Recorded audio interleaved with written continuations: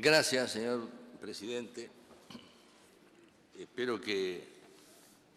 podamos incluso levantar antes de las 13:20, 13:30, porque voy a tratar de, en lo posible, de no ser muy extenso.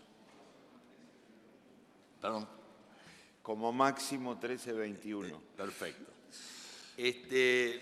Nosotros hemos seguido este proceso durante un largo tiempo, señor presidente, como miembro de la Comisión de Industrias y además como el corolario de una modificación del proyecto del Código Minero que se produjo ya en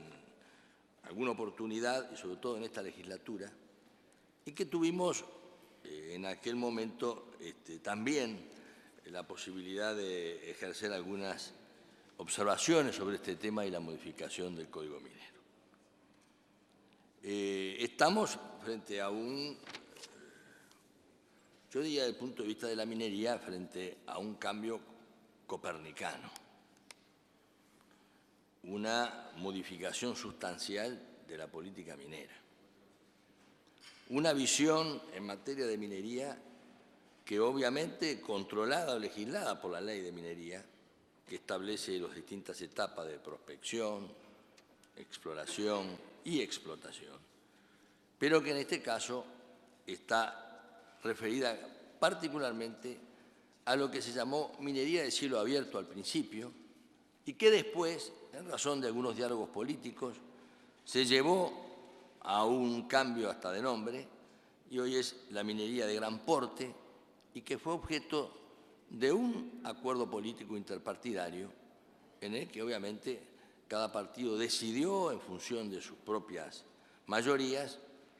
a las que yo me ajusté personalmente y mi sector político, sin perjuicio de haber votado en contra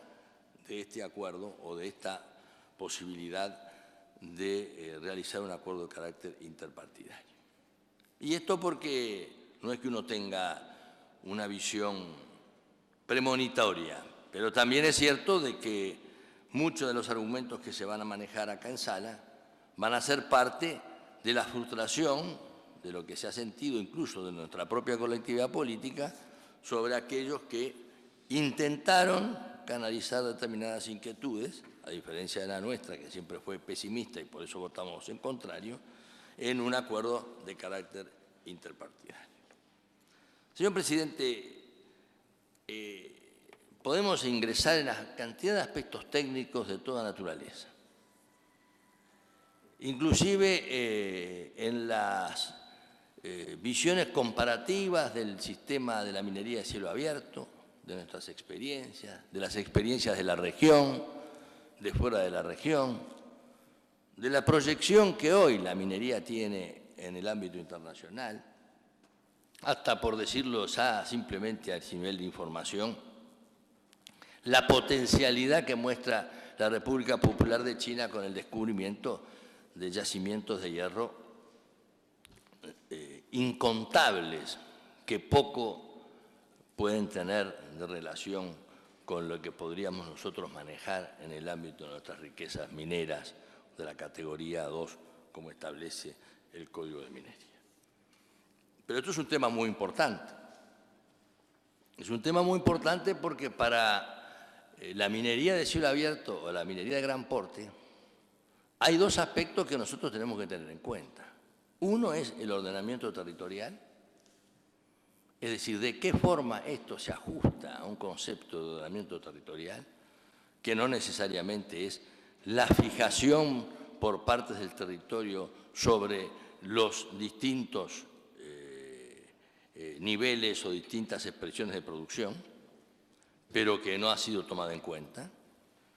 Y es muy importante, y la otra es la matriz productiva del país. Una matriz productiva que ha tenido una importante evolución en los últimos tiempos, porque la ganadería, que era el lugar seleccionado, entre otras cosas, desde el principio por Hernandarias en el litoral uruguayo, y ha dado paso a la agricultura con un importante avance, entre otras cosas, favorecido por algunas medidas que el propio gobierno argentino tomó, ya sea en detracciones o en desincentivos a la producción agrícola de su territorio, por la forestación, que ha ido avanzando en forma importante y que ha ocupado espacios muy grandes del país, más de 1 millón de hectáreas, y por el giro que va tomando incluso la cadena agropecuaria, donde en el centro del país viene desarrollándose ahora el ciclo completo, donde naturalmente y en términos tradicionales era casi, diríamos, el lugar donde se hacía el sistema de cría tenía mayor influencia. Todo esto agregado a todo lo que significa para nosotros la cuenca arrocera, que es muy importante en el este del país, y ahora con los aspectos vinculados a una minería de cielo abierto que tiene características muy especiales, no solo por la legislación, sino también por el efecto que pueda tener sobre la matriz productiva del país y sobre el modelo de desarrollo que el país quiere tener. Ese modelo de desarrollo, si bien se puede definir, yo creo que hasta mal, en el artículo 1 y 2 del proyecto, ese modelo de desarrollo sustentable es quizás el elemento más prioritario que deberíamos tener en cuenta. Ayer en la visita en la Comisión de Defensa, el ministro de Defensa nos decía, todos los países, explicando la tristeza y la trágica situación del Congo, de todo el área africana, las luchas, lo que significan las mafias y la competencia salvaje entre recursos como los diamantes y las piedras preciosas, nos decía, bueno, obviamente todos los países hoy del mundo están tratando de proteger sus recursos naturales. Sus recursos naturales que van a ser el centro de las estrategias de otros países o de otras empresas. Y que hay países como los nuestros que tienen particularmente ese privilegio en algunos aspectos. Un acuífero guaraní de 1 millón de kilómetros cuadrados, compartido con Brasil, Argentina y Paraguay, al que todavía no hemos logrado que un estatuto se cumpla en forma estricta,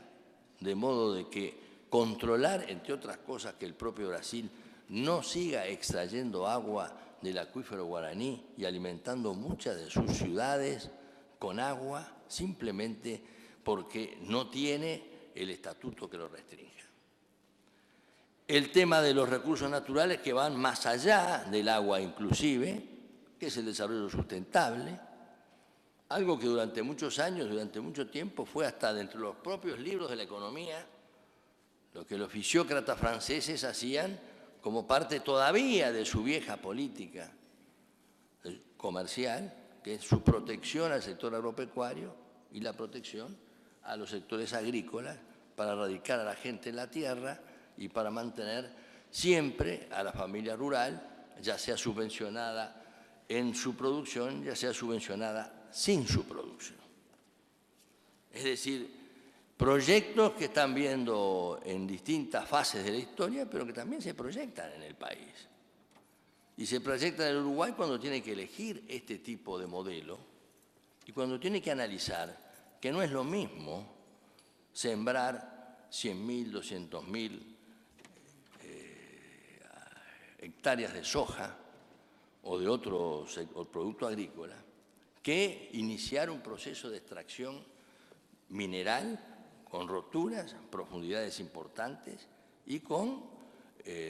consecuencias muy negativas sobre el propio sistema